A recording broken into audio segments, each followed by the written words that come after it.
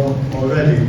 Ngayon, titignan ngayon natin, kailan ang pinakamagandang oras, when is the best time to use that new authority. Because there are conditions within the law that have to be satisfied. But nonetheless, we are trying to determine because ang mahirap talaga dito is pabago-bago ang presyo. Alam naman ninyo na, pag-gising ko sa umaga, iba na naman ang presyo. May pronouncement na nanggaling sa US, bababa ang presyo. Tapos, mamaya ng konti, tataas na naman. So, mahirap talaga magplano.